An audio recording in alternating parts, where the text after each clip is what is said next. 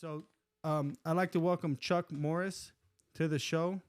Chuck, thank you for coming on. Thanks for having me. It's an honor and a pleasure to have you. We met, probably a couple months ago? Yeah. You were selling me a Nissan car. Sold you three of them. Three of them Yeah, for my one, kids, three. right? Chuck, so I wanted to have you on the show, to just learn a little bit about yourself and learn from you, right? And maybe glean on what you're doing and maybe got some advice for the audience, for myself. Maybe you learned something. I don't know. Yeah. So are you game? I'm game. Let's go. All right. So Chuck, tell us a little bit about yourself as like in your upbringing. Okay. Born and raised in Amarillo, Texas. Okay. You know where that's at? I do. Okay. Not a beautiful place. Yeah. Yeah. And so, did the typical deal there, went through school, etc. Right. And, did the typical formal education like anybody else. And what does that consist of, formal education? well, your basics, high school, right? University, undergrad. Okay. And when I was finished with that, realized that education really didn't mean anything. I hear that a lot, especially these days. Yeah. I just assumed Right. that, hey, since I'm educated, some great paying job was going to come to me. And when I didn't realize that was going to happen for me, I ended up getting into the auto industry. Which university did you go to? New Mexico. So New Mexico, it's like New Mexico University, yeah. Albuquerque. Yep. Mm-hmm. Okay. What year was that? 1996. Okay, so that tells us the age you are. Yep. Right. Yeah. All right. All right. We'll make it easy. 45 years old. Yeah. I'm 42. Yep. So I knew we're in the same age group, just not the same dollar group. I don't know about that. Oh, I don't know about that. But so things didn't work out for me, and with my formal education. And I had a bunch of buddies, and they always had the nicest clothes, and they always had plenty of money in their pocket. And so they were selling cars. And went and applied at the dealership that they all worked at, and they wouldn't hire me. So I walked down the street, went to the next dealership, and they hired me and started selling cars, and the rest is history. Oh, wow. Can you put the mic just a little bit closer to you? Yeah. Yeah, How's that? you're good. Yeah. So you got in the car. So you graduated from Albuquerque, New Mexico, Mm-hmm. Albuquerque University. Yep. And what was your Business admin. So business administration, and you went to go apply at a car dealership. Yep. As just like a lot sales guy type Car thing. salesman, just whatever. Basic, Yep, but basic. just get in Just get in. and that's how you started. That's how I started. Didn't use. Now remember, the first place didn't hire me. Hey, yeah, and so you didn't use your. I'm not going to name them on here. Are they a known place? Yeah, they are. Over yeah. there or Yeah, across the over country? There. Yeah, Over there? Yeah. They didn't get bought out, huh? Did they get bought out? No, I'm not going to say that. So we're just going to leave it to that. There's some bad blood there. They know. So you didn't use your degree at all to get into the industry, or did you end up using it a little bit later? Well, I mean, what does formal education really teach you? All it really teaches you is just how to maximize your time. I mean, that's really all it does. It puts a workload on you, and it teaches you how to problem solve with time. That's all formal education really teaches you. Sometimes. Yeah. It depends what university they're going to. They teach you a little more worse things. Yeah, that's true, right? But it's always, some of that comes from parenting too as well. I had good parents, and my parents taught me how to make good choices. And if you really think about going to university, it's just really making choices. Yeah. Sometimes you make bad choices. That's life, right? Ultimately, at the end of the day, the people who make the most money in the world make great decisions. That's very true. Right? They're just great decision makers. So you weren't one of those kids that kind of dabbled into trouble or anything like that? Well, I wouldn't say the trouble didn't come my way every once in a while. I would just say that, hey, sometimes, when maybe trouble was going a little too far, you knew how to bow out. Yeah, yeah. And maybe that wasn't popular around friends. Could never say I was ever the most popular person, but in that particular situation, boy, it saved me a lot of heartache. And that's a testament to your parents. Oh, no doubt. Yeah. 1,000%. Yeah. 1,000%. Yeah, that's amazing. I didn't have that same background. Sure. But that's cool. So you get in the car industry, right? Mm-hmm. I got some notes. Yeah. So you start at the bottom. The bottom. Like, what was the first thing? Like driving cars, washing cars? No, selling cars. I mean, At that time, selling cars was different. You know, the car you sold, you washed. The car you traded for, you washed, you vacuumed. So you got it ready for the next deal. got it ready for the next deal. Yeah. So maybe you didn't have the same luxuries that maybe some automotive salespeople have today. So Yeah. it was a little bit more labor intensive, but hey, I mean, at my age at that time, I got a free car. I was at a job that would pay me as much as I wanted to. So the harder I worked, the luckier I got. It was heaven to me at that time. Yeah. Well, and that was the groundwork for where your life has gone, right? Yeah, absolutely. Because like I really think like there's faith things that happen in people's lives that set you up for your future. You know, sometimes it doesn't, it doesn't happen necessarily for us, because for us is how we want it. It happens to us because we don't want it, but it's supposed to be that way. Well, nothing good happens without hard work. Yeah. I mean, I don't care what anybody says. I mean, I still have not met that one person that ever, and all the people I've met in my life, that truly works. Hey, I work 3 hours a day, 4 hours a day.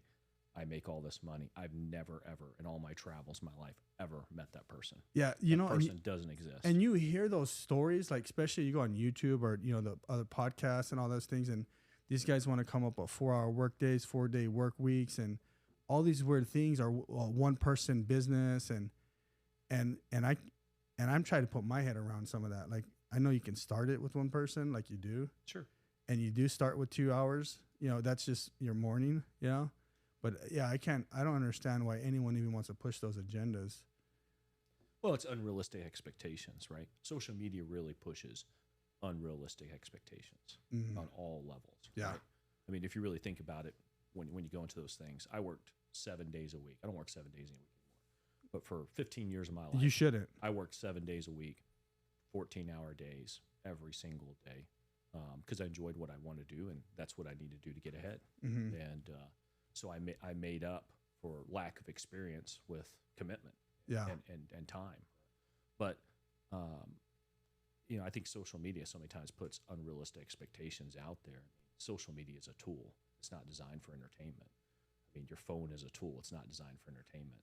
Yeah. If you use your phone as a tool, you're going to have success out of it. If you use your phone or social media as entertainment, there's going to be no success out of it for you. It's going to be detrimental to you. You know, it's crazy because you're saying that. It's like so many people have this perception of what, say, business should look like or some person should look like or whatever, right? Because that's only what they see. And you're only seeing a glimpse of it, right? And like, okay, so we're doing the house, right? I'll just give it a scenario. We're building the house. You see this all the time. And my wife says, well, I seen this on this show or this on this picture. I'm like, first of all, the shot's from like 40 feet away. You have no clue what's happening on the other side. You don't like those home shows, they show one room done. The rest of the house looks like crap, right? Mm-hmm. Not finished and it's the same thing. Like you see the women, they make themselves up and they don't look that way. You see the men that pull up in Ferraris or Lamborghinis and they don't own them, so it's like this facade that's created. And I think it kind of puts a bad rap on hard workers. Sure. In the whole industry of let's work hard for what, and then it gets us to where we're at now is, we want it now, we want it fast, we want it easy, we want the quick bang, the quick hit, the quick buck. You know what I mean? What do you think about that stuff? Well, I think social media, a lot of times those things creates a form of what I call modern day slavery. And modern day slavery is debt. Yeah. That's what modern day slavery is, right? I like that. So all it simply does is encourages our youth to say, hey, let's go out and get more house than I can afford. Let's go out and let's get, more car than I can afford. Hey, I got to have the Louis Vuitton bag or the Chanel bag, or I got to have, the Rolex or, the AP or, whatever they need to be able to do. And it forces them to put in a position of debt. Mm-hmm. There's a good example. I was just talking to an employee and, hey, I'm not going to live there. I'm not going to do that. I'm not going to, they've stretched their match limit on a house. So literally when they go to buy a house, whoever is working with them literally says, well, this is the max you can afford. Here's your interest rate, and this is the max payment you can afford. Mm-hmm. So we end up putting somebody in a $500,000 house. They have zero chance of ever paying off. Yeah. Zero chance of ever paying off. Yeah. Now, I know this sounds crazy, but if this person was really interested in getting ahead of life, I was just literally looking at Zillow. We were laughing about it. Hey, I thought it was a great investment. There's a mobile home for sale in Glendale, off 59th in Glendale, $25,000, $25,000. Mm-hmm. I mean, put $5,000-$10,000 in it, fix it up. Hey, I get it. Maybe you're not in the best neighborhood in the world, but you could pay cash for that and then some. How far do you get ahead then? Yeah. You Yeah. know, Make a right? small sacrifice. Pick you up a $5,000-$10,000 car. How far do you get ahead? 5 years from now. Yeah. Right? Yeah. Now, hey, guess what? Now maybe you saved $100,000, $150,000. You can step up into something else, and then hey, what's that $25,000 mobile home going to rent for in Glendale? You're at least going to get $1,000 a month. Yeah. Yeah. You might have to work to get your rent out of it, right? Whoever's going to live there. I was just telling someone, I was like, people, people want to keep up with the Joneses, but they don't realize the Joneses are full of debt. Yeah. Like with Exactly. no way out. Like an entrepreneur tries to find a way out. They'll try to work hard or create a business deal or whatever it is, right? Or someone in that spirit. But the Joneses are just like gonna die in debt, never owning anything, right? And they create no generational wealth. That's the key, right? That's one of the the key. things I'm always impressed about you is that, hey, a lot of your things that you're doing right now, you're really concerned about creating generational wealth. You're just saying, hey, I don't want my family, I don't want my kids to maybe make the same mistakes or have the same challenges that I've had in life. And you don't want them to be lazy, or you don't want them to be spoiled. You just want to be able to set up that says, hey, you can go be a contributing member of society, and you can still live in a nice neighborhood, you can still drive a nice car, you can still go on nice vacations, and maybe money isn't the main thing, right? For you, so much for you and your wife, money has been the main thing. You've put family first, you put God first, right? But other than that, hey, money's been the main thing. Yeah, and maybe that won't have to be the main thing for them. Yeah, no, it's exactly right. And it's a form of leverage and a tool they can utilize to advance, whatever it is they want to do in life. And they know how to utilize the tool. It's no different than us, I tell people all the time, like, tools are come in different forms, sizes, and shapes, right? Mm-hmm. We always think of a tool as in the toolbox, a wrench or hammer, Yep. right? But those things can be used the right way or the wrong way. And so that's the key for me is like, whether it's my children or someone else close to us, an adult that works for us, adult at church, is, okay, how do we utilize the tools that are around you in your life or the resources around you in your life, and how do we exploit those things or even set those things down and don't use them no more, right? Yeah. Well, hey, you want to learn how to become an economist? This is the greatest tool in the world right here.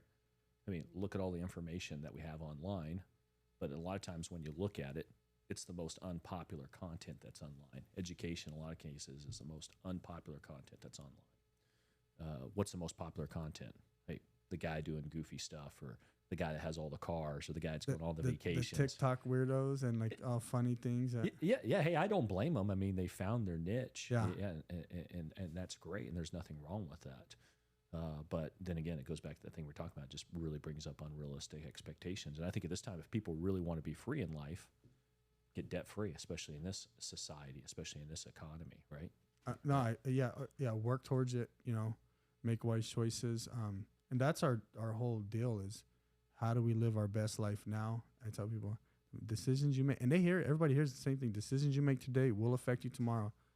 The problem is especially people that are born in impoverished areas, or maybe their parents didn't know, is they only think about today. And a lot of people say, oh, I don't care what happens. And, if I die, I'm not going to have nothing anyways. Well, what about everyone else? Don't you want them to have something? Don't you want to leave something for somebody? And that's those whole mindsets. We got to work on. Well, that's why it makes it important for you. Hey, look, you're a guy that has 150 employees, and you're employing all walks of life right now, right? And that's one thing that I think most employers don't really realize, right? Is that they have the opportunity to change, in your case, all 150 employees' mindsets, or at least try to share with them, saying that hey, the impossible is not possible, right? A lot of it just really comes down to mindset and having the right thinking about things on how you want to do things. And I think a lot of times the mistake that happens is, hey, people have grown up in tougher areas, right? I mean, I'll give you an example. My dad was the guy that says, hey, if you get a job, you stay there for 50 years. Retire. The guy gave you a job. He gave a job 50 years. You don't look at anything else. You just keep your head down and you do that. Mm-hmm. Right? And I think there's some validity to there and everything else, but he was really the one that says, hey, if you can make a good living, you have a house over your holding, you can pay your bills, you've dotted all your I's and crossed all your T's, right? Yeah. So I think there's a lot of different views that people have out there, but I just think especially for the people that maybe their parents aren't as motivated, right? Or maybe life has them down a little bit, then that's where, hey, mentorship from employees, teachers, coaches, et cetera, can go a long ways. Yeah, I totally agree. Yeah, you have the same thing. I remember a story. So there's a story so I was adopted. I was given up right before I turned 8, Mm-hmm. second grade, and my mom was a drug addict. And so my sister's dad took me in. Thank God. He wasn't a good dad. He had one leg. Yeah. Like poor, like we're ghetto. But he took me in, and I learned how to build kind of from him. And he was kind of like your dad, like, don't be a boss, don't be this. And I remember, I didn't go to high school. I went to 3 months of high school. And so I would scrounge, get jobs. I sold drugs, all these things, right? Sure. So anyways, when I got my first drywall job, it was right before I turned 18. And he looks at me and says, don't ever take keys from nobody. And me, I was a leader already, like even if it was good or bad. Like Mm-hmm. I wanted to be the front. I wanted to be, if it was a clown or the winner, whatever it was, I wanted to be the face, right? And I'm looking at him, I'm like, no, I'm taking the keys. Like if they give me the keys, I'm totally taking the keys. Sure. And so I remember the first job I get, this is so funny. You get the job, right? Get hired on, and they put me with this young, so I was like 17, not even 18 yet. And the foreman was probably, I'd say mid-20s. His first job as a foreman. He was the boss's son, something like that, right? I didn't know who he was. Day 4, day 5, we work the week. The weekend comes. I go back on a Monday. So it's like day 5. And the cops are there. Job got broken. Cop pull me over. They pull me over before I ever get into the construction gate. And they're like, hey, I'm like, what's going on? They're like, the job site's broken in, and your foreman says you have a key. And I look at him, and I'm like, well, so does he. You know what I mean? And I started thinking, well, dang, Paul told me don't take the key. Yeah, because I didn't take nothing. And now I'm like, the cops are on me. I have by this time I have 5 criminal charges because I was a troublemaker. Sure. I was also a hard worker, and I was also an honest guy, right? I was a good, bad guy type, good kid that liked to do bad things. But I didn't steal anything. And so I look at the cop. I said, well, he had the keys too. Did you question him? They're like, well, no, he's the boss. I go, well, does that matter? I go, I'm just getting here. I have no clue what's going on. He happened to be here. I go, that's funny because I was here the first 4 days, opening the gate, opening everything up. And all of a sudden he's here. And so long story short, the job got robbed. And years later, like 10 years later, I found out he stole everything. Yeah. He was a drug addict. He was the boss's son, the boss trying to take care of his son, and he stole everything. Everyone found out about it. And I was like, that son of a, you know what I mean? It's like, but I always, like the stealing, all that stuff didn't even matter. It was like that Paul told me, don't take the keys. And I was like, the hell, I'm taking the keys. I'll take the risk with it, and I'll do my best with it. You know what I mean? Yeah. As I was saying, like, in the church world, is like, God will give us what we can handle. Sure. So at that time, I was ready for some keys. Yeah. Oh, you're motivated by hope for gain. Yeah. Right. If I'm putting myself out there and no one else is, why not? Yeah. Right. And there's only 2 types of people in this world, right? Those who got caught and those who didn't get caught. Right. So within your past before, right? Yeah. And that time, the guy didn't get caught either. I almost got caught for him. Right. So I always remind people that when I'm interviewing people, right, if they've had a little hiccup in their life before. Yeah. Like there's always, don't be embarrassed about it. There's always 2 types of people, those who got caught and those who didn't get caught. Especially when they're younger, when you're in your 40s or 50s and you did something when you were 18, 19, 20, it's like, sure, beat up someone or stole something. It's called trial and error. Yeah. Those are the ones I let go. Yeah. Some stuff you can't let go, but you learn, you're a kid making stupid. I tell my wife all the time, she's really like, we have a lot of young adults around us. And I'm like, they're kids. She's like, they're 24. Today, 24 is a kid. 25 is a kid. You know, it's just different today. Okay, so why do you say that? Well, I have a theory on this. I'm going somewhere. okay, so and they're not kids, but just the world today has created this thing of, okay, they don't want to move out and get the home. They don't want to. They want everything so fast. They rely on the parents so much. The government has pushed out. They can be on insurance longer now. They can be. You can claim them on income tax longer now, right? So the society has created an older adult kid, and they just stay home and play video games. But do you think that's society, or do you think that's the parents? I think it's the parents, but I think the whole thing is like, it's become this norm, and like for us, our kids are at home. So my son's 21; he's at home. He has a little shoe business. He works for the company. I think if they're being productive, learning how to be better, you guide them through that. Yeah. But I think if you have like a 30-year-old bum, you know, like it's like, come on, guys. But the society is like kind of made the parents feel this way. I don't know what it is, tell you the truth. Well, so here's where I challenge your thinking a little bit, right? Yeah. So when I was growing up, if I wanted something, I needed to make money. Yeah. Right? So I still remember 12 years old, pushing a lawnmower down the street with a gas can on it, pulling a wagon with my weed eater in the back, knocking on doors, asking if I can mow your lawn, right? Because maybe I wanted to go to the water park, or, you know, maybe I needed some money or wanted a video game or do something of that sort. Nowadays, what happens? You tell your kids, hey, if you get a good grade, guess what? Mom and dad will buy you that video game. Yeah. Right? And then when they become the working age, what do we end up doing? Right? We end up telling them, tell you what, I want you to focus on your studies, or I want you to focus on sports, or I want you to focus on whatever. I don't want you to get a job this summer. Right? I just want you to focus on getting good grades so you can get into a good college. Right? You need to do your volunteer work. You need to do this. So we get really wrapped up with creating our children's resume in their developmental years, to the teens, instead of teaching what's most important is how to work. Yeah. Right. So what happens is I see it all the time. You see it all the time. We get kids that are 19, 20 years old, and this is the first job they've ever had. And so what do we end up doing as employers? We got to teach them how to work. We got to teach them how to show up for work on time. We got to teach them, like, hey, man, you can't talk on your phone when basic you're walking responsibilities. Yeah, these are all the things that really parents, you know, should teach them. Yeah. You know, so I got 11-year-old, I got a 10-year-old. You can find my 11-year-old picking up trash. You know, there's not going to be, you know, any of that situation. And hey, if he can find a job working for somebody at 13 years old, somebody will employ him and take the risk on him. Yeah. That's what he's going to do. You know. Do you think? And I just said society because it's almost like it's a norm. It's weird, right? Do you think that this is a Gen X thing? Because it's the parents. Yeah, but like it's happening a lot. Like I see it a lot, right? I just see it way too much. My kids, so Christopher's 21, Lena's 20, Gigi's 18, Daisy will be 14, right? They're all here working, doing school.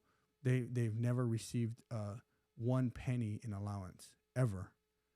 They always we started a company in the house, you know, so they had to file, they had to enter, they had to do this, they had to do that. Sure. You know, they had to pay bills now. You know, they got small bills and stuff like that. They got luxuries a little bit. But like, do you think, I feel like I see it more today than when we were kids. Because I worked too early, right? I hustled. When I was with Paul, I was selling chicks door to door at the age of 7, $1 a chick. One time he challenged me. He goes, so in the backyard, he used to smoke a lot. He goes, I'll give you a penny for every cigarette butt. This is Paul, is funny. And so I pick him up. It's like, say 20 cents, whatever, right?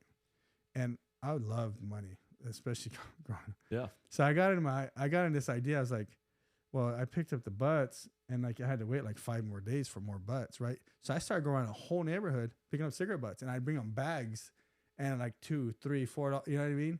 And then we did the same thing with cans. He would like, you know, I'd go in dumpsters and point out the cans, and I'd just figure out, okay, if I can make, you know, 5 cents. Well, let me just do this like 100 times, you know? But I don't see that today. And that's why I'm trying to say, that's why I said like society, culture, because I don't see any of it. Do you like, Well, it's because there's no consequences. is that what it is? Yeah, because Peter's saying people are even motivated by one of two things: Yeah. hope for gain or fear for loss. Yeah. Anybody you run into in your life, you got to figure out if they're motivated by hope for gain or fear of loss. That's all they're motivated by. Right? So if you think about today's society, you go back into the age where you were, right? What would happen if you were disrespectful to somebody, right? Say you disrespect somebody at school, you disrespect somebody on the street. Well, you're in trouble. Depending on who it was, you're getting beat up, you're getting smacked, you're getting something's happening. So you just said it, right? Yeah. So most of us learned our respect from altercation. I'm not a fan of it. I'm not out here preaching violence, right? But when I was disrespectful to somebody, right, I got beat up. You're getting popped. Right? Something's coming at you. Or there's plenty of fights, altercations that I won, but you still had the pain of the fight, you know? I mean, you still had to go back and you still had to evaluate, said, well, I don't think I'm going to do that again. I don't think I'm going to say that. I mean, a lot of the things that people say nowadays is because they've never been punched in the face. And I'm probably going to be criticized for saying this, but you can literally I don't listen. think so. I think you can literally. I think we're like the same type of person. Yeah, I love it. Yeah, I don't disagree with you, but it might be other people that are on it. I mean, you'll see people at the grocery store talking to people, and you can just tell like that person has never been punched in the face, right? I mean, because once you've had your eyes swole shut, and you woke up next morning, you can't squeeze your hands, your ribs hurt, you can't breathe. You get into the shower and you say, you know what, I'm not going to do that again. this don't feel good. That doesn't feel good, right? That just doesn't feel good. So I think it's a combination of a lot of things, and it really comes down a lot to the parenting that's going on right now. I mean, even think about the school system. The school system is really messed up in two ways, and I really respect what you've done with your children. I'm really considering doing something similar myself. Oh, my God, it's crazy. But you know, first of all, foremost, right? You get what you pay for as an employer, right? You want good guys, you want good drywallers, you want good painters, you pay them. Yeah. Right? You want the best, you pay them like they're the best. Mm-hmm. Simple as that. Well, what do we do with our teachers? I mean, junk. We pay them nothing. Nothing. Yeah, we tell them, hey, look, go into debt, right? You know how I feel about debt. So go into debt, you know, and then come teach at a school. We're going to pay you nothing, by the way. The teachers, the parents aren't going to support you at all whatsoever because mom and dad's more concerned about getting caught up on TV or playing a video game or on their phone, TikTok, Instagram. So there's no education coming from the parents. There's no, and it maybe if it's a situation where the parents don't have the ability to educate their children anymore. Hey, I'm just a hard worker. I don't understand this. Yeah. They still don't support the teacher. They don't back the teacher. So you get these kids that just run amok at school. You know, I mean, just from the little bit of what I hear from my children and just what I've observed from the school. Mm-hmm. I mean, when I was going to school, I went to Catholic school. If I was going to school, I went to Catholic school till I was 8th grade. If I would have done anything like that, I mean, not only would they have beat the tar out of me, right? I couldn't even imagine what my father would do to me for embarrassing the family or disrespecting somebody. Like it'd be unimaginable. Mm-hmm. You know what I mean? I mean, he'd probably break bones. And now the kids these days, they cuss at their parents. No right? accountability. Yeah, and like you said, the teacher. I mean, it's pretty bad. Like, I'll tell a story. I'm gonna get like people are gonna. But so you want to know why? Like Daisy, I pulled her out of school. She was going to a good school district. Yeah, pretty good school. Like we liked the school. So when it got bad and I don't have an offense against anybody, mm-hmm. but when they took down the American flag, correct, the teacher in the room and put the rainbow flag up. Yeah, that sounds like, well, this is the trajectory is changing. Like I don't care about your personal views or your lifestyle, but you don't want to push something on someone else. Sure. You know, and so that's when we're pulling them, right? Yeah. Then we know good teachers, right? But they got to buy the books for the kids and the papers, the extracurricular activity stuff. Like, and you're like, man, this teacher makes, you know, like $20 an hour, $25 an hour, whatever it is. And they got to buy all this stuff. And 3 months of the year, they don't work or get paid. Yep. So it's why would anybody want to do a good job when they're not, they're like, you know what I mean? It's not. Well, someone comes down to pay. I mean, a teacher right now, I mean, if you want to fix education in the state of Arizona, there's budget. First of all, the biggest mistake that we make with any type of local government, right, or state level, right, or a federal level, is balancing the budget. I mean, could you imagine, right? We just met your future controller not long ago, right? Could you imagine if there was no budget in your business, that there was no balance sheet, that there was no conversation about it? I mean, that's the biggest challenge that we have, right? Is that same thing, even from a state level or a local level or federal level, there's no accountability when it comes to budget. I mean, you try and tell me with as big as some of these economies are that we can't figure out a way to double teachers' pays. I mean, we can. The money's getting dumped. Yeah. So, if you make starting teacher pay at $100,000 a year, which, not to sound arrogant, $100,000 is not a lot of money anymore, right? No, it's just not, right? Yeah. I mean, that's your new low income. Yeah, you're going to have people aspiring to be a teacher then, and says, hey, if I can do 10 years as a teacher, I'm going to make a couple $100,000 a year. That's going to be huge. Yeah, no, it's absolutely right. It's it just puts into perspective of the value Sure. People in today's society places on the important figures in our children's lives. Yep. In the future. Everything like we talked about is for myself is I'm thinking future. But the world in general, they're not necessarily thinking future. I wouldn't say everybody, but there's a certain type of person, and there's a lot of them that, it's more of now. It's just different. And so it's up to us to try to circumvent that and for sure move around it and teach our children and discipline our children and learn and grow and tell stories. And my kids make fun of me all the time. I'll tell them a story and they know I'm telling the truth.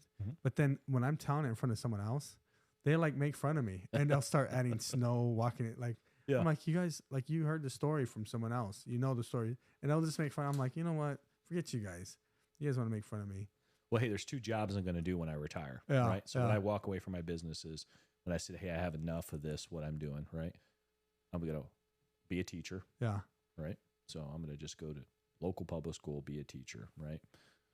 Purposely probably fail to disclose maybe all my resume, right? And another thing I'm going to be is I'm going to be a fast food worker. I'm at least going to work in fast food for 60 days. Just simply for the fact I want to see just how poorly people will treat you just based upon the perception of your role. Because of it's a lower class type. Yeah, I'm a fast food worker, right? Yeah. They don't know anything about me. I'll wear the uniform. So do you want to do that? Sir. That's sure. That's what's that show, Undercover Boss? Yeah, I guess so a little bit. But for me, it's just really just a social experiment, just to be able to say just to see how poorly people will treat you because of the perception. Do you know anyone that owns any fast food joints? Chick-fil-A's I'm sure I do. Matter of fact, I know I do.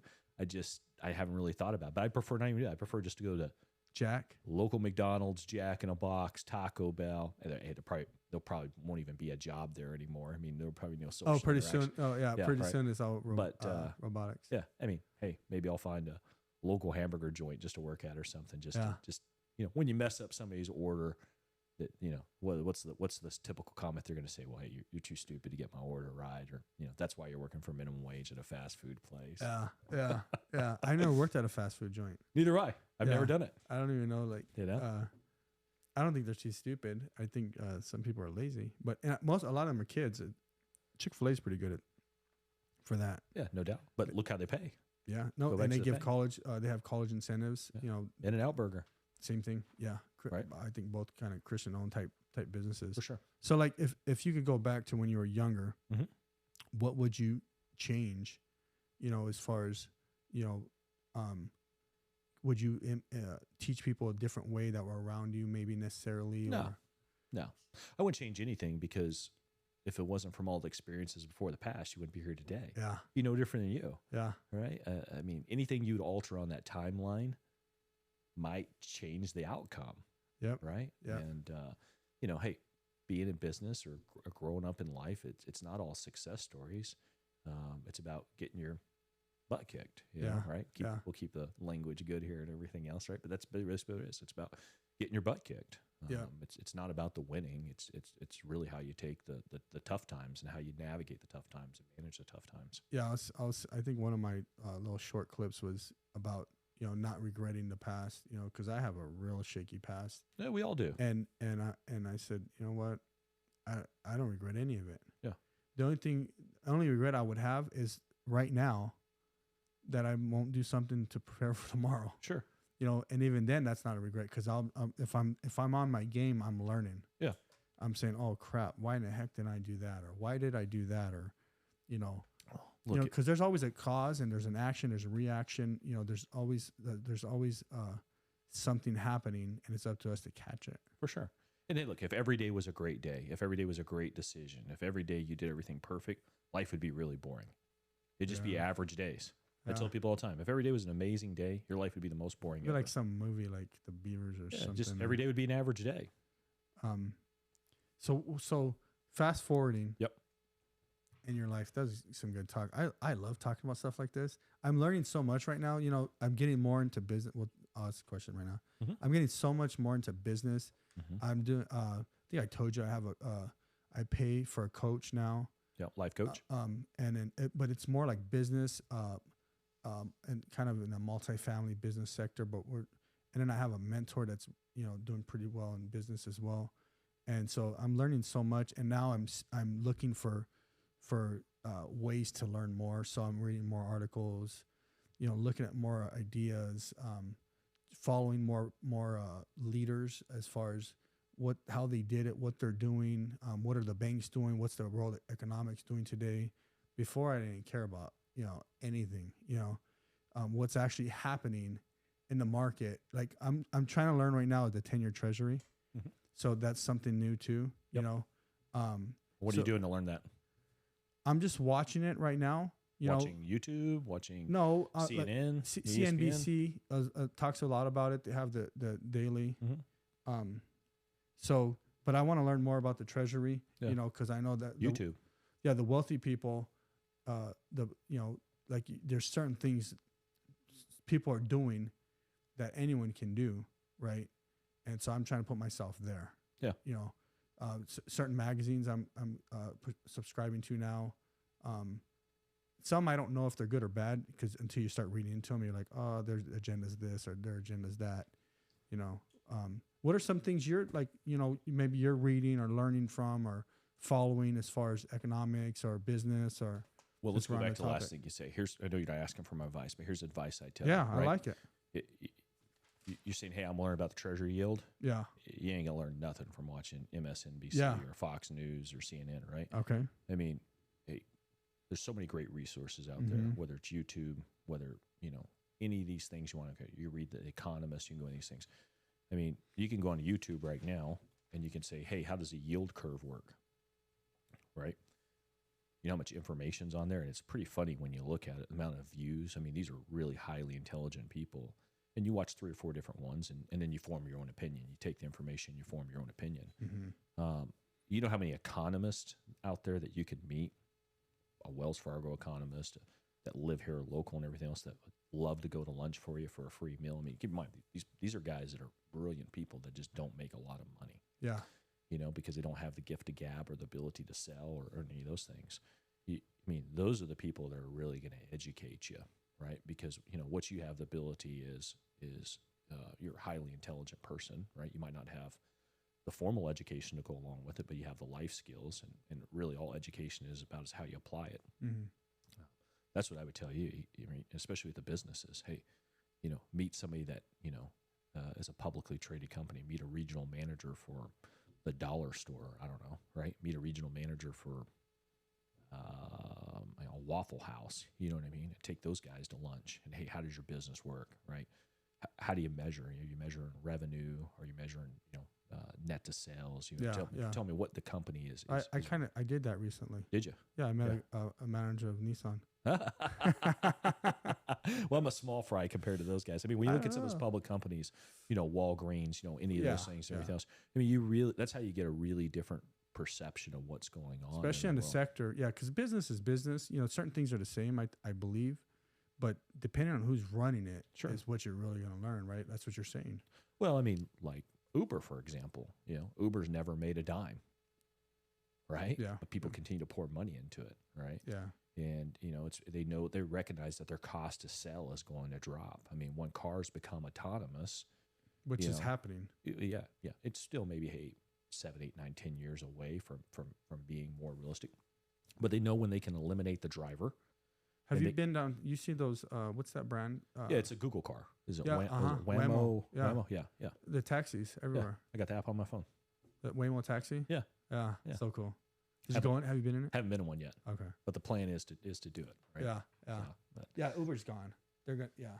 Oh, like you said, is someone will probably. I don't know. I don't know if anyone buys that. Uber? Yeah. Oh, they're going to be highly profitable soon. Yeah. It's like Tesla. Tesla was never profitable forever. Yeah. So you think they'll be highly profitable when they add their self-driving cars? Is that when they? No doubt. Because come here, they're expensive. No, that's when they. That's what I thought is when they have to add that piece. If they have, that's the game changer. For sure. Their cost to sell changes. Yeah, because now they actually don't need no one.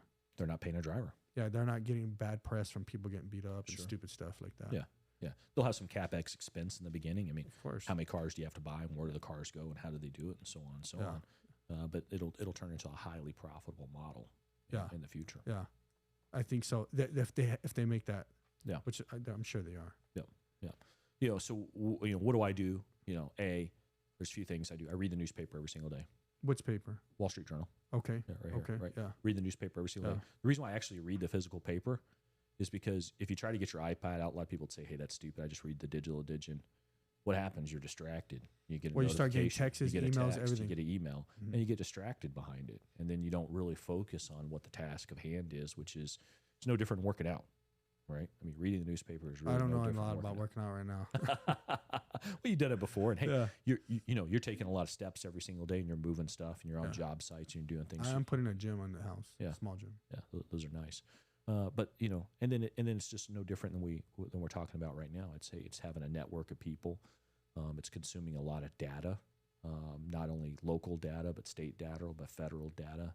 That's data on the business, and hey, reading, and then making sure you're taking the time to says, am I taking this little bit of break for entertainment, or am I taking this little bit of break to get better? Yeah, and I think that's the biggest challenge that a lot of people make right now is they don't manage their entertainment time. Hey, there's nothing wrong if you want to take an hour, 2 hours for entertainment. But when you really look at people that says, hey, I bet most people are probably on their phone 15, 20 minutes, an hour, right? Probably. If we did a social especially if experiment, they're on Facebook or Instagram. Yeah, Facebook or Instagram. What good comes out of that? Yeah. I mean, nothing good comes out of that. No, it's true.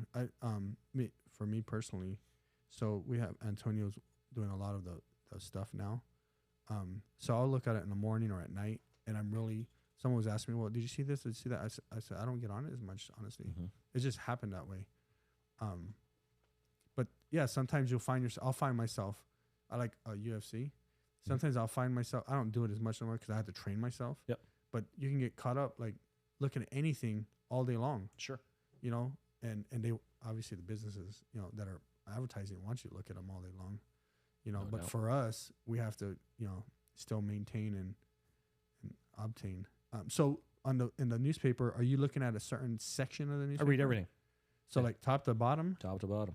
So you're just scanning, looking for a good article. Read every article. Everything. Every article. Every day. Every day. Some of it's painful to read, to be honest with you. Right. Like what? Like the bad stuff. An actor selling their home, right? Reading a book review on a book you would never, that I shouldn't say never would read, but a book that just doesn't interest me and everything else. Yeah. But the amount of information that you can learn, that'd be a challenge for me if you want to do something, if you had the time, but you have the time. It's just, making the time. Yeah. You'll do it, right? Is that if you start doing that, you'll just be surprised about the amount of information that you'll obtain. Right? So would it like 2 hours a day, an hour a day? Yeah, it just depends, I mean, I think it depends a lot of how time I'm focused. I try to sit down and read the newspaper the whole time. More than likely, it's usually broke up into 2 or 3 different sections. Yeah. Right? And if I'm behind, I always will finish it up before I go to bed at night. So there's been a lot of times I've knocked out a couple sections and sitting in bed. I like that because, I mean, some people like reading books, which is good.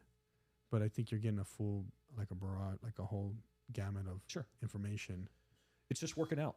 That's all it is. You're just working out your brain. You're working out a different muscle, and you're really forcing yourself to take on a variety of topics and a variety of opinions. Now, a lot of opinions I don't agree with, right? But at least if I have a conversation with somebody, I can maybe understand their point of view a little bit.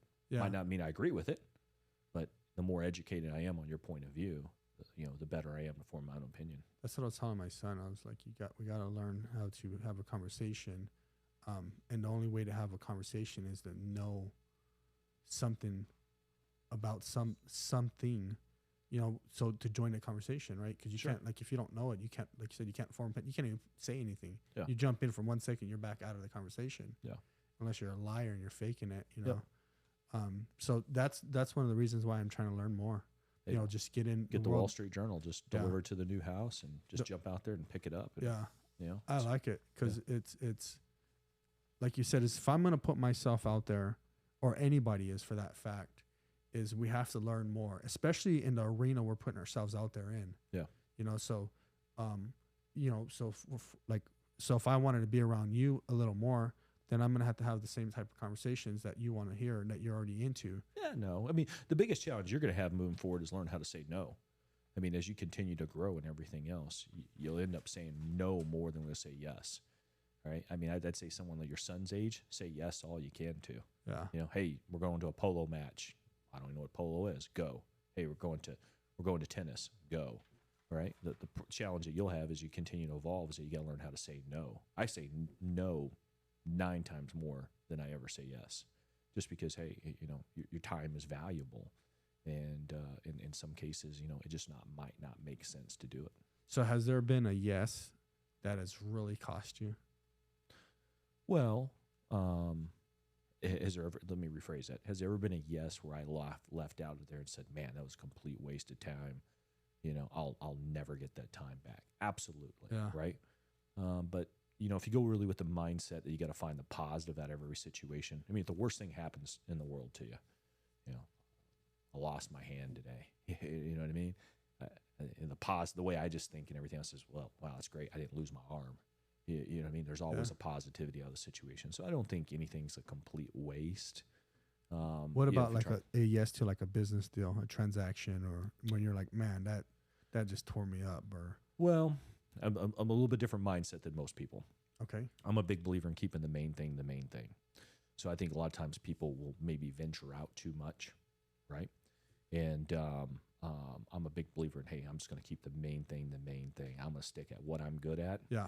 And I'm going to maximize that, and I'm going to continue to grow that, and I'll continue to develop people in that field, and give those people opportunities, right? Which, on a smaller scale, provide opportunities to me too as well. Absolutely. Right? So I'm a big believer in that. Keep the main thing, and leverage scale when you're good at something. Which for you is vehicles. 100%. Yeah, right? that's it's automotive. The vehicle is your vehicle. 100%, right? And it's those things that fall in there. So when it comes into other things like, hey, real estate and entrepreneur and investing and all those things, yeah, am I educated on that? Yeah, absolutely. But what do? I go out and find the very best person in the world. Might cost me a few more bucks, and I let them manage the situation. Now, will I put the capital up for it? Absolutely, if it makes good business sense. But these are people who are really good at really what they do. Yeah. You know what I mean? Yeah. Right? Like, yeah. And it's a little bit of building a relationship and networking with them, and letting them maximize the opportunity, and me knowing that, hey, yeah, could I give some advice in the situation, or do I have an opinion when I need one? Yeah. But really let them do their job. Yeah. What do you think? I was just thinking about this, and what do you think about what's happening today? With banking, with housing, since we're just talking about all this stuff, I'm just curious, because everyone has their opinion on what's going to happen, what should happen, what might happen, what has happened. What do you think, as far as you got your banking, your housing industry, all these things that's happening, economy's tank, Fed, interest rates, what's your take? What do you see? Are you preparing for anything, or? No. I mean, well, look, if federal banking went under, no amount of money you have matters. No amount of assets you have, it matters. You know, the watch you're wearing on your hand or the jewelry you have or the car you have, none of that stuff matters. You know, the new commodity is going to be cans of beans and bottled water.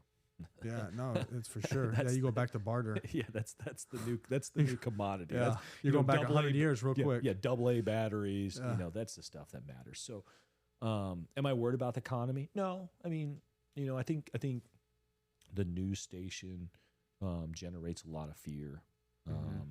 You know, the biggest thing I tell people when it comes to politics, because there's a lot of opinion on politics. My wife is highly opinion on politics.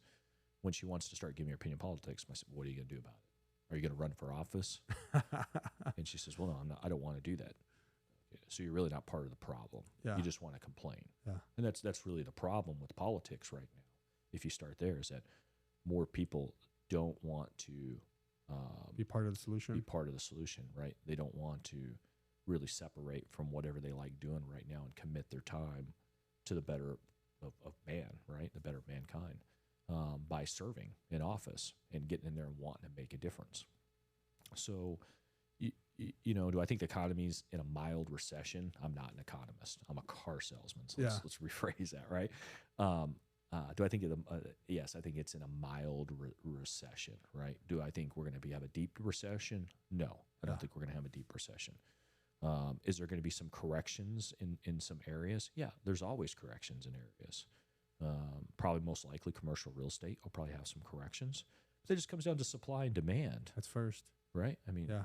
It's just real simple, supply and demand. I mean, you know, not that you paint a lot of exteriors of houses and stuff. A lot of your stuff is commercial, but if we start building every old exteriors with brick, we're going to use less paint. It's just a simple deal. And with more people working from home and businesses realizing that, hey, I don't have to pay this lease, or I can get rid of this asset and I get people work from home, and there's less demand for commercial right now. And some of those commercial real estate is leveraged, and there's probably a little bit of a reckoning that's going to happen. Yeah, I think multifamily is going to follow in about 2 years. Yeah, but maybe. But I mean, hey, that's just nothing but opportunity, right? Yeah, that's it. That's You know, it's right place, right time, being ready, prepared, preparation. Sure. And how does a lot of that stuff get repurposed? Yeah. Well, with the commercial, you know, so I just subscribe to CoStar. You know what CoStar is? No, I don't. So CoStar, you have access to commercial properties, multifamily properties, access to the owners. It's kind of like an MLS, like all of it put in one, and you know, basically everyone's format. And CoStar created their own. They also have a division where if you're you know, owning a lot of multifamily, you can market on there. You can just a lot of things like that. Got it. So I got it so I can look at everything. Sure. To start looking for deals. Looking at who they are. I can email the owner directly. I can email the broker directly. I can email the assistant, whatever layer I want. Yep. You know, so I was looking at commercial properties, and that's what's happening right now. Is some of these 2, 3, 4-story buildings, they're repurposing them. They're turning them into apartments. Yep. You know, so I'm like, oh well, you know, maybe, possibly. Sure. You know, I'm just looking at the right, you know, for the right deal. You know, if it makes sense. You know, because I don't want to. I only have so much money. Yeah. I don't want to use it all. And it's like, oh, well, I thought it made sense. Sounded good. You know, I didn't count the cost, right? Yeah. So yeah, I'm looking at all that. I just wanted to ask that because, you know, there's so much opinion what's happening today. And some people don't even pay attention to what's happening today. Do you think, like, as a normal person, or say an entrepreneur, maybe not normal person, I shouldn't say normal person, but say an entrepreneur, do you think they should pay more attention to the things that are happening in the economy today? Well, how does it affect your main thing? Yeah. So I'll ask you, how does the current economic situation affect your main thing? What affects it a lot, like you said, because say for us in the construction industry, is if you have less commercial properties being bought or sold, that means they're not being retrofitted. They're not being rebuilt. When you have a higher interest rate, that means there's less loans going out. So, and until it dials down the workload, so then you have, not only do they have less workers, but now the companies, the construction companies themselves that would have, you know, remodeled those 17 buildings for sale, or whatever, or not for sale, you know, just sitting there because no one wants to buy them. Now they don't have they don't need the workload because they don't have that work. So are you seeing that in your business? Are you being affected? I think we are. Yeah, I'm seeing it where, you know, I think I'm blessed. So either way, we're going to be okay. So let me ask you this, and you don't have to answer this question because this is your show, right? Yeah. Are sales up or down this year? They're probably being flat. Oh, then that doesn't sound like you're really affected. Yeah. Because I think here's what people don't think about, right?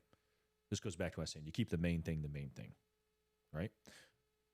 Of all the drywalling painting business out there, there's a giant, what I call pizza. Yeah. Right? Okay. And somewhere in that giant pizza, you have your slice. You have your share of that business. There's X amount number of drywallers, X amount number of painters.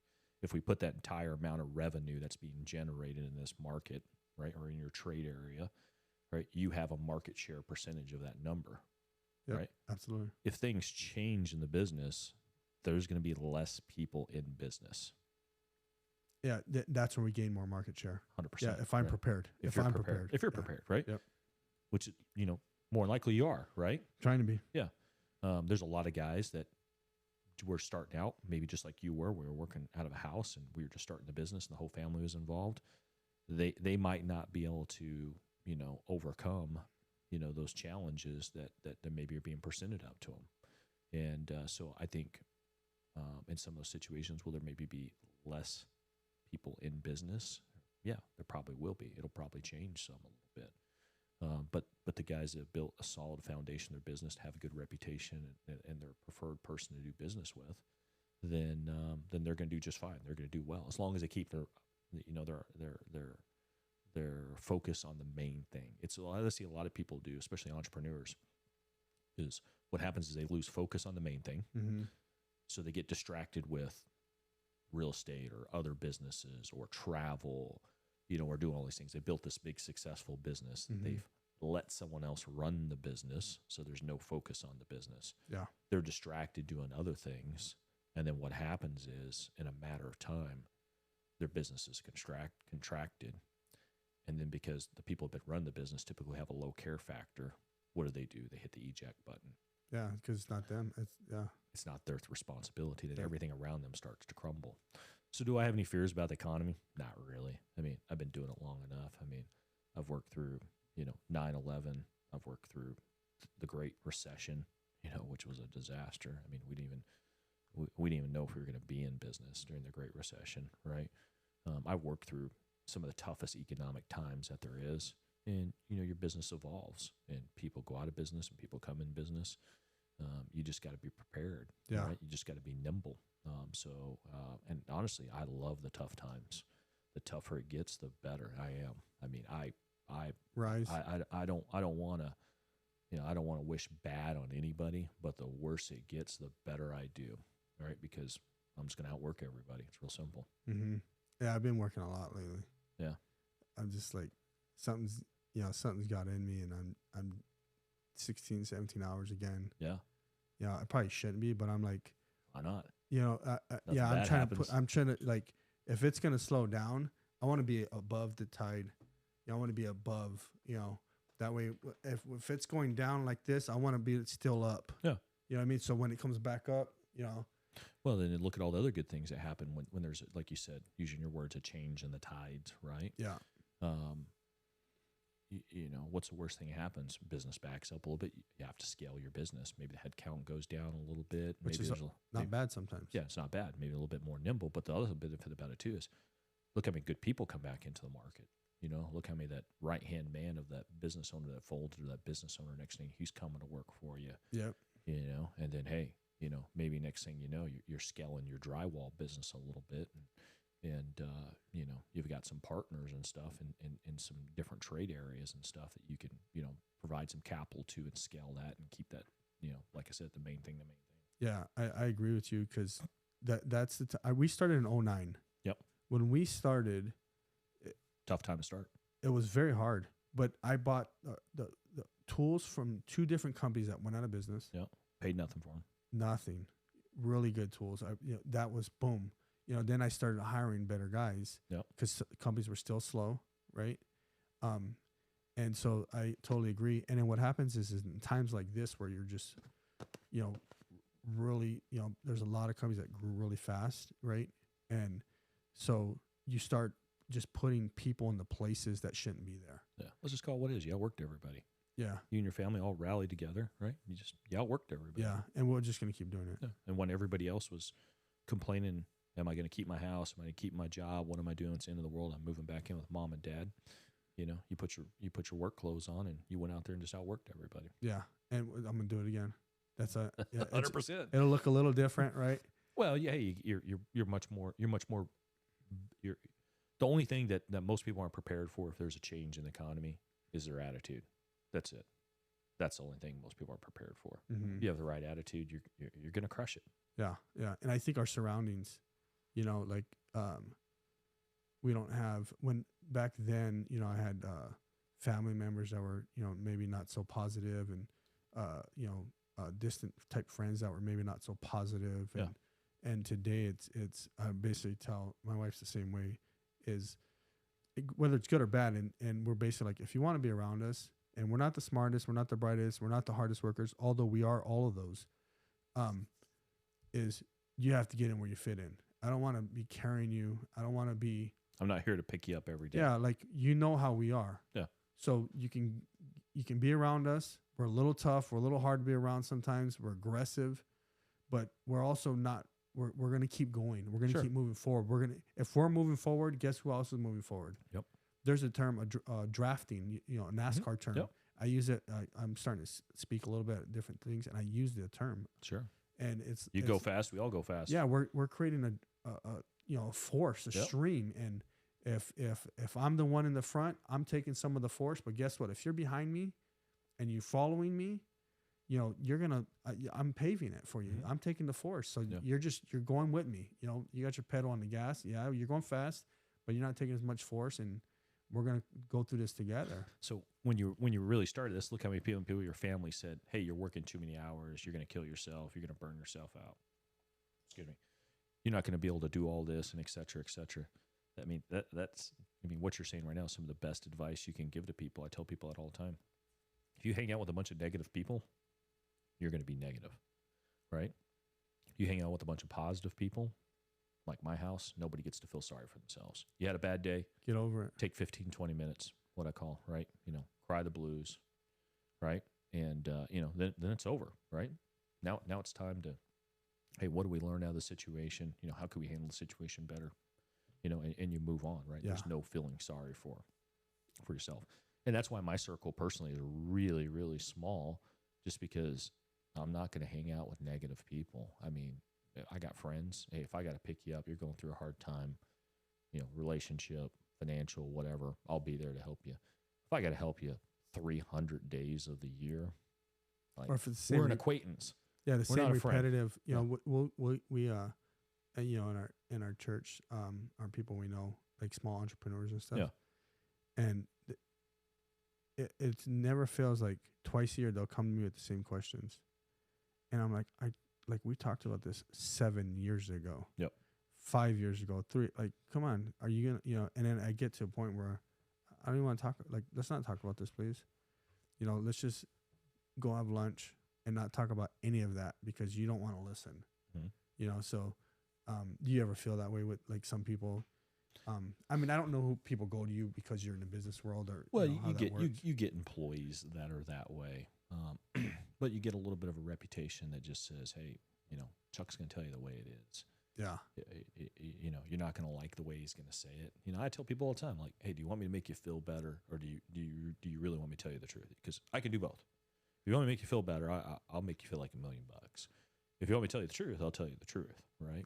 And hey, a lot of people sometimes don't want to hear the truth. Some people don't want to respect the truth, but mm-hmm. If everybody had the mindset that you do, the world would be a different place, and it honestly probably wouldn't be a place you want to live, just because there'd be a lot less opportunity. Yeah, you won't be a loser. I wouldn't say you want to be a loser, but less wins for sure. There'd be a lot less opportunity. Yeah, you want the capitalism culture, that the way it is where you have to really fight for it. Sure. Yeah. But some of that also too is you'll find out a lot of people that work for you, a lot of people around you, that attitude's infectious, and that it grows on them, and that, it changes them, and, it always changes them for the good. Mm-hmm. So like this attitude that you have, did you carry that into when you when you went through the dealership and you got in, and then you eventually went on your own? Did you carry that attitude into with your teams, and like, have you always been this way? No, I've always had a positive attitude. I've always had a can-do attitude. I've always had the mindset that hey, I didn't get dealt the same deck of cards everybody else did. I didn't have the right zip code. I didn't have the right family last name. I didn't have the right pedigree. I didn't have all those things. That never bothered me. But I think it's an evolution process, and every year you continue to grow. And I think if you ever look back on the previous year and you don't go, man, I was really stupid last year. Yeah. You didn't do much growing, and every year I always look back and go, man, I was really stupid. And there's a lot of regrets sometimes with interactions, not only with, customers, clients, and sometimes, employees. Hey, I didn't handle that situation very well. But I think as you continue to evolve, if you always care more about the people that work for you than you care about yourself, that's usually the right attitude, and nothing bad is usually going to happen out of the situation. Yeah, I totally agree.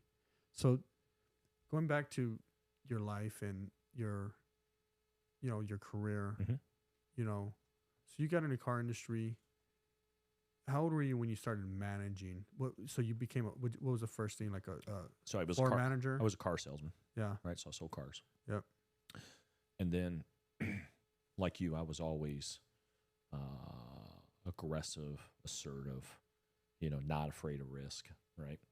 And we had this lady, the next desirable job was working in what we'd call finance. And yeah. That was the person that finalized the deal for you, collect the money. Yeah. And they would sell you, intangible products, right? Upsell. And she was always gone. She had migraines, always gone, had migraines. And, nobody wanted to do that job at that time. That wasn't a lucrative job like it is today. And I would tell my boss, I'd say, hey, I can do that job. And yeah, whatever, kid, right? Blah, blah, blah, blah, blah. So one day I just went back there and sat back there. And salesperson brought a deal, and they're like, hey, where's Diana? I'm like, here, just give it here. And I fumbled my way through the deal.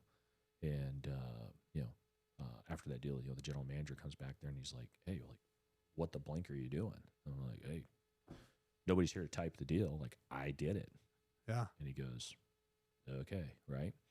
And so it was a little bit of a joke from them. So I was a Band-Aid. Let's just call it what it was. It was like, hey, we got to figure this out. It was a Band-Aid. But after a week, it wasn't a Band-Aid anymore. I went in there. Because they looked over and the lady was gone. Well, she was still there. No, but she was gone. She was still there. I tripled the numbers. And I like that. It was faster, and they got it. And, You're younger, aggressive, hungry. And I just did things others wouldn't do. Hey, I jumped out there and I helped shake hands and close car deals, and we sold more cars, and we did everything. So I took the job. And really, that really comes down to almost every promotion I ever got. No one really ever promoted me. I just took the job. You just outworked them. Yeah, I just started doing the next job. Yep. And that's how I always got promoted behind it. And soon enough, somebody would give me the job. They said, hey, you're already doing the job. We're just going to give you the job. And that was in Texas? I was in Texas, yeah. Yeah. Yep. When did you move here? Well, so I went to work for my employer helped me with this, so I went to work for a large public company. Which one was that? Lithia. Okay. And I worked for them for some time. Yep. And did a variety of roles for them and a variety of jobs. And it was a really good education, just because I went from a mom and pop organization, right? It would be almost like you, like, hey, like I'm in this, I've ran this business that I've grown into something, but now I went to work for a public company. You'd be blown a little bit, like all the efficiencies they'd have. You're like, oh, I could have done that. I could have done that. I could have done that. Right. And so I worked for them for for several years. Then I started getting recruited by a group out of here, and came work with them, and then eventually was able to partner with them. Which one was that? So it was at that time was a group called Van Tile. Van Tile. Yeah. So Larry Van Tile, right? So I was able to work with them, and I was able to partner with them, and I was able to grow with them and do it all from there. But it really worked out because I was able to take this mindset I had, right? I was able to take this mindset, a lot of good things I learned from this mom and pop dealership. I was able to take all these great ideas that I learned from this public group, and they always come to work there. But there's one thing I always did. I always put, learning experience over pay, right? So I always took, hey, A cut. yeah, I was always the guy that says, hey, don't give me that $10,000 bonus. You know what I mean? Spend an hour a day with me, for 30 days, and you can just keep the money. Yeah. Right. I love it. Yeah. So I always put the experience, I always put the education over the pay. I always knew the pay would come. And, I probably worked the first 10 years in the business being what I would call below average pay. Like I was a deal. I was the guy that worked harder than anybody else, but you paid him half of what you paid everybody else. I was the deal. Yeah. And then of course that changed quickly, as I got an opportunity to, partner in something, and then you're creating your own situation from there. I tell people all the time. So when I came up in the industry, in the construction, you had an influx of Mexicans coming in at the same time in the late 90s, early 2000s. So I was Hispanic here. Look, I'm actually half Mexican, a quarter Romanian, a quarter Russian. And so, but I look brown, especially as I got outside, I was getting darker and darker in construction. And they would get mad at me because I didn't know Spanish, and so it was a big, like a kind of a battle, I guess. That's not the word, but it was kind of it was hard because I had to work with a race of people with a different culture from where they're from. And I couldn't, even though I look like them, I couldn't speak like them, right? And so I tell people, even to this day, I say, if you want to earn respect from your peers in the workforce, just outwork them. Yeah. They will see it. And so that's what I did when I was younger. I just outworked them. Yeah. And next thing they would talk crap in Spanish because I didn't know Spanish. They'd laugh at me. And next thing you know, they're bringing me burritos. Yeah. You're part of the family now. Or we're going to go eat at some pizza joint, whatever. And because I outworked them. Yeah. And so I like that you're saying that because that's one of the biggest advice I tell to a lot of the young adults is just outwork them. Yeah. That's all you have. You may not know as much as them. Show up early, stay late, just like you said. Yep. Quit asking for all these pay raises. Quit asking for, if the job is, your first job in that industry and, they're topping out at $40 and, you're trying to make 22, but they offered 18. Take the 18. Yep. Who cares? Just work your butt off. You'll get the raise. Yeah. Save more money. Yeah. A dollar saved is more than a dollar earned. Yeah, because now you're the boss. He's saving money. You're working twice as hard, so they're making money. Yep. And you're bringing value. Once you bring value, the money will follow. I tell them, chase the position. Chase the position. Don't chase the pay. Yep. You go and earn that position, outwork the next person. Once you get the position, no one can ever take that away from you. Well, it's 100%. Knowledge is always knowledge. Yeah, I mean that's what you pay for. I mean, if I put myself on the open market, I mean that's what they're going to pay for. They're going to pay for knowledge, ability, and decision making. Yeah. Right. Yeah. And you agree 1,000% there. I tell people all the time, hey, make mistakes on someone else's money, right? So get in a job, make some mistakes on someone else, right? Provide value, and hey, don't worry about the money. The money will come. If you put the time in, the money will come. And just like anybody else, when the money starts to come, boy, it comes and it comes and it comes. Yeah. And so in contracting, so when you say the money and one of the things that's really helped me with this, especially being in business, is we get we have long payment terms. I don't know how it works in the auto industry. So we have long payment terms. Yep. And it could be 30, 60, 90, 110 days till we get our first check for that project. And it's really taught me the value of saving, and managing, budgeting, all these things, because we may not get paid for 4 or 5 months. Yep. Especially starting out, right? Yeah. And you had to manage, the resources really, really tight. Yeah. And so I think that's really helped me to grow into who I am and be able to teach young adults is, being able to stretch everything, not wanting it now, because we'll hire, building the house, right? So I'm building a house. We start hiring contractors, or I was hiring the other guys' contractors. And everybody want to get paid yesterday. And I'm like, and I'm used to get paid like 3, 4, 5 months. Yeah. And I'm okay with it, right? Because I know how to manage my money. And these guys come to the house and they want $2,000 for a day's work, and I still owe them like, in their, their bid was like 25,000. I'm like, well, what do you mean you want 2,000? Like, send me like, let's do an invoice, or they'll text 2,000 a day or 5,000. I'm like, what the? And it's irritating to me, or they want 50% down or something, and I can't fathom those. They want a weekly distribution. Yeah, or daily. Yeah. And it's like, don't you manage anything? No. Yeah, exactly. And so I'm so used. So it really bothers me when I hear people like, when they come to me, they want, or an employee, they want to get paid for something. They'll say, oh, I went to the store last night to buy something, whatever. Right? I spent $25. Can you give me the $25 tomorrow? Can you come to the job and bring you $25? Some people still do this to me. Yeah. And I have layers, and I'm like, are you serious? Like, you don't like, I mean, I will, if you absolutely need it, I'll send someone, but are you seriously is this real right now? Cause it's the management of the resources, like we've talked about in the beginning, those resources, not being able to utilize them. Yeah. Okay. So going back to you, I keep throwing this off subject. Yeah. No, you're good. I like it. I love business talk. Yeah. Like, I just love it. So you're at the Carlisle Group.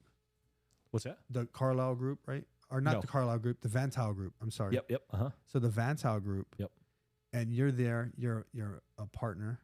Mm-hmm. So is that like a fifth partner or equal partner? Or? It just varies behind the deal. I mean, they were very very good people, and they always took very very very good care of me. And how many dealerships was that? At that time with them, it was only 2.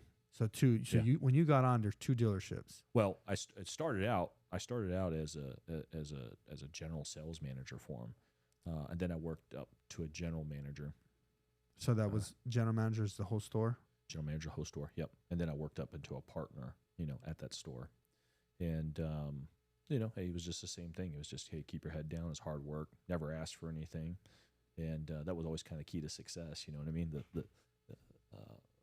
You would say, hey, I'd say the same thing. The blessings, kind of kept coming. Yeah. So it would seem like almost every 6 months it was something new. As a little bit more here, a little bit more there, an opportunity here, an opportunity there. And then so when you guys expanded, you were part of the expansion. Well, what we ended up doing is we ended up selling, and and we ended up selling to Berkshire Hathaway. So you're talking about Warren Buffett's company. Mm-hmm. Yep, 100%. So you guys sold the Van Tile auto dealership. Yep, to Berkshire Hathaway. To Berkshire Hathaway. Did you meet Warren Buffett? I have, yeah, I have. Was that pretty cool?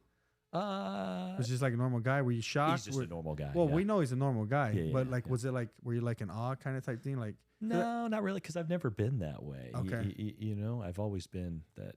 Hey, they put the pants legs on, same as me, shoes same as me. I've just always treated people like a normal guy, and so hey, when we sold, I was one of the few guys that didn't sell my interest, and I actually stayed on with them. Right, we negotiated some things, and I actually stayed on with them and everything else, and it was just kind of a no-brainer. I mean, they kind of leave you alone. You got endless capital, which is always right. So you want to make a move, and hey, you don't have as much risk anymore. You have some skin in the game, but unlike you, I don't have all the skin in the game, right? So it allows you to be nimble and be able to do some other things too as well. So you're a partner with the Berkshire Hathaway Company. Yes. Yeah. And is it 2 dealerships still, or is it? No, it's more dealerships than that, and it's a pretty interesting setup, right? Because we operate as a private cap company, okay, but have an umbrella as a public company, so which always makes it nice that hey, working for a public company, accounting is a little bit different, so hey, you talked about your AR, you're not able to recognize any of that as a balance sheet item until the cash in a public company is actually in the deal. So hey, you completed a job 90 days ago, you're not recognizing, say you complete in January and you don't get paid till April 1st, you're not recognizing it as revenue to April 1st. Yeah. So that's always a little bit of a challenge of working with a public company. When you're private cap like me and you are, you're able to be a little bit more nimble and do what you want. And so you're still a partner, and then there's probably other partners involved, or is it just Berkshire Hathaway and you? Yeah, Berkshire Hathaway and me. Yeah. Oh, that's pretty nice. Yeah. So eventually they'll sell.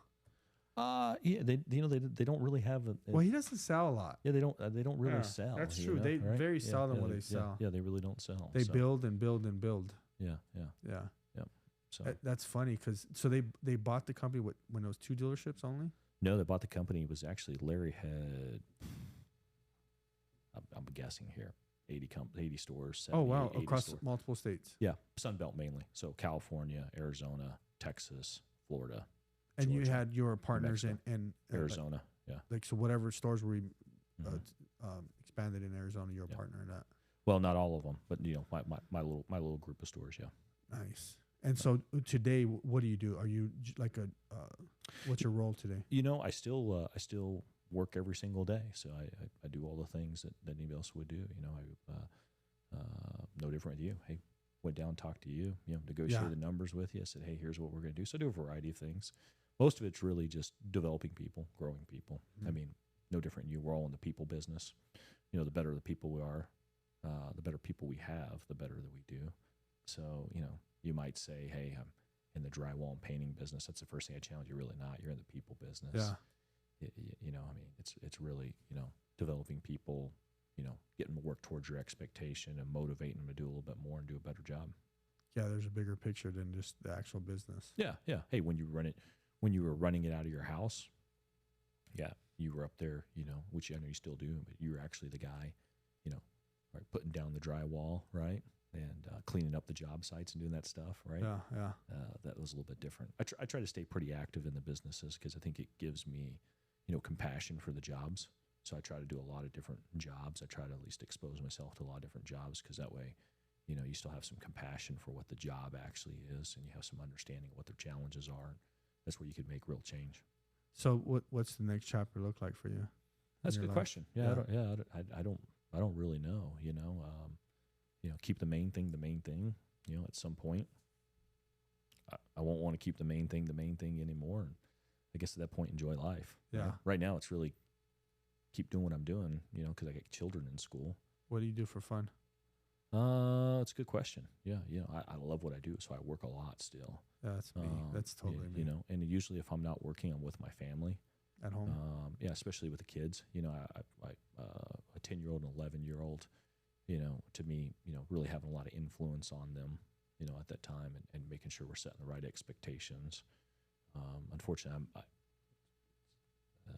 it's been put on me. I'm a little bit more of the disciplinarian in the situation, right? Okay. So that kind of comes down to me. Yeah. And, I'm a big believer. Like if I can't do it with my family, I shouldn't be doing it.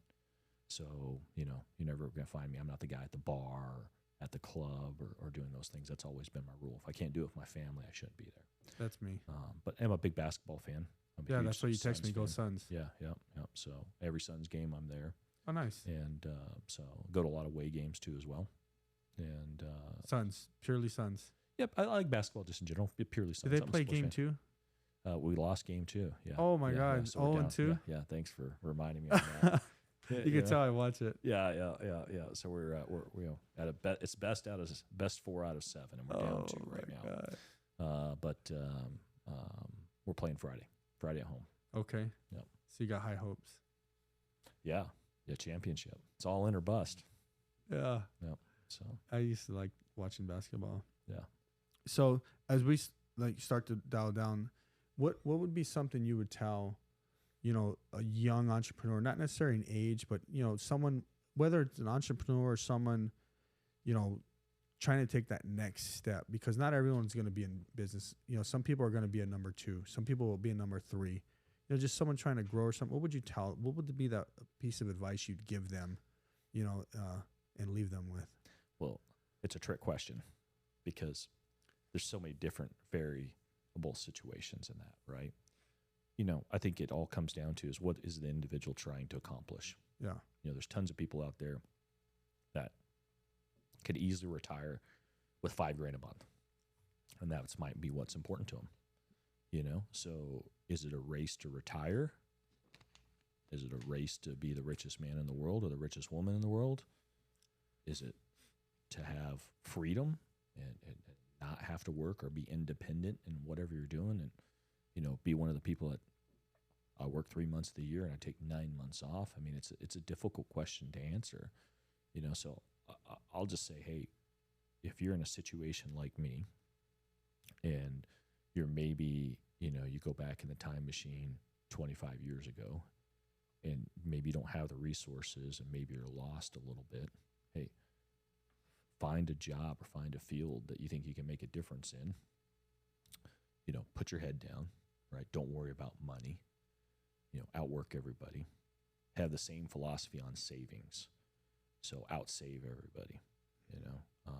Every time I see Uber Eats or DoorDash, I just start laughing, right? Just because the expense of that. Yeah, spend an extra $7 or $10, whatever. I'm not very good at anything, but I promise you, I've eaten more peanut butter and jelly sandwiches than anybody on this planet. I just ate one a day, peanut butter and honey. Yeah, I've eaten more of them than anybody else. I believe it. Right? I mean, I literally used to bring my bag of day-old bread store bread, right, at 99-cent store or whatever I could get cheap peanut butter, and that's what I ate every single day. That's pretty healthy, though. I mean, it's not healthy, but it's pretty good. Well, it comes down to, the first objective that anybody should be used that the minimum you should save every single month is $2,500, right? If that means you have to rent a room and sleep, what if that's their only income? Well, then you got to figure out how to do it. Yeah. You got to figure out how to do it. So save $2,500 a month. You got to save $2,500 a month. If you do the simple math, if you can save $2,500 a month and invest it wisely, right, at a moderate return, you're going to be a millionaire in 10 years. And so a moderate return, like just throw it in a bank or no, you got to invest it. You got to invest it. You got to take some moderate risk. 5%, 6% gain. No, you're gonna have to be more than that. What you can do, you're gonna have to be a double-digit return. Oh, okay. But you're young. You can take some risk on it and everything else. So right? so save $2,500 per month. Save $2,500 per month. That's what you got to do, right? Yeah. And as you make more, the key is to save more. So and that's the whole key. And you got to leverage. I mean, for people that work for companies, and if you have a 401k, why are you not maxing out your 401k? That's like the dumbest thing in the world. I tell people all the time, hey, it's tax deferred. You're not paying taxes on the income. You don't need the income. What are you doing? Right? Maximize. I tell our employees here, we have 401k. Oh, no brainer. Use it. I'm giving you the money. I say me, the company. Yeah. We're giving you the money. It's you. Yeah, you are giving them the money, right? Put some money in it. Like, And how many people participate? Oh, very few. It's crazy. It's the craziest thing. I tell them, quit buying Starbucks, quit buying burritos, quit buying whatever the heck you're buying. Yeah. And put the $50, $70, whatever you can put. $50. I think what's the max now? $19,000 a year. No, I don't know what it is. Yeah, they got to figure out how to put $19,000 a year. Yeah, so $1,000 a month, $1,200, whatever it is. Yeah, and I'm like you said, is just stop doing a couple of those bad things that you're wasting money on. Yeah, and the one beautiful thing about the situation where I'm in life right now is I choose to work. You know what I mean? We've exceeded our initial financial, right, to set us moving forward and everything else. So it's like, even like I talk to my wife says, hey, I might want to go back to work and get a job, right? Doesn't have to, but she just wants to do something. She's bored, right? And I said, yeah, hey, I don't have a problem with it, but whatever you make needs to go into your 401k. Like that's the first thing. Like if you want me to give you money, I'll give you more money, right? Yeah. But put the money in the 401k. And, I think that's the one biggest thing that most entrepreneurs don't do, or people that want to get ahead, they don't save money. Because you got to have money to make money. I mean, look at you. You got money, and now everything you've talked about today is how do you turn that money into more money, or how do you do it in some situation where, you've created wealth for you and your wife. Now you're talking about how do I create generational wealth, for my great-grandkids, Well, and for the, average people is, have money for a rainy day. Yeah, well, heck, if you're saving if you're saving $2,500 a month and whatever you're making, right? Like, you're making tough choices. You know what I mean? I used to buy Allen Edmonds shoes. At that time, I'd spend like $150 pairs of shoes on Allen Edmonds shoes, but I had 2 pair. When I wore the 1 pair out, I sent them in. They'd refurbish them for $30. They mailed me shoes back brand new, refurbish them. And I wore the other shoes until I wore those out, and I just cycled through that way. So you find ways to be efficient with your money.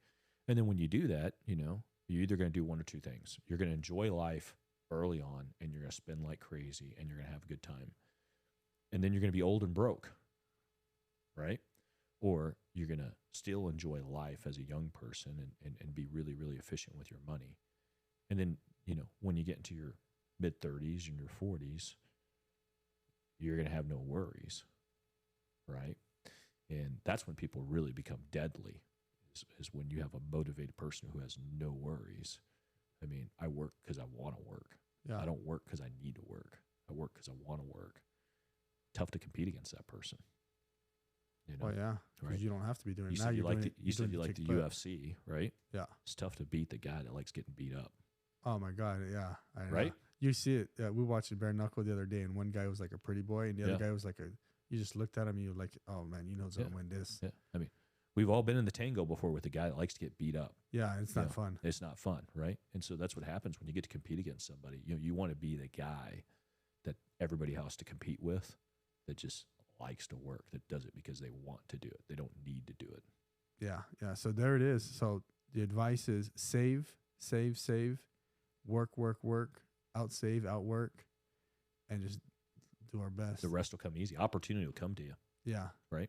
I like it. So Chuck, I just want to thank you for joining us. Yeah. You know, it was a pleasure. I learned a lot about you. Hopefully we can talk more, you know, in the future. And I wish you the best, man. I really do. You and your family. I wish you guys the best. And thank you all for following us. Have a blessed day. See you later. Bye.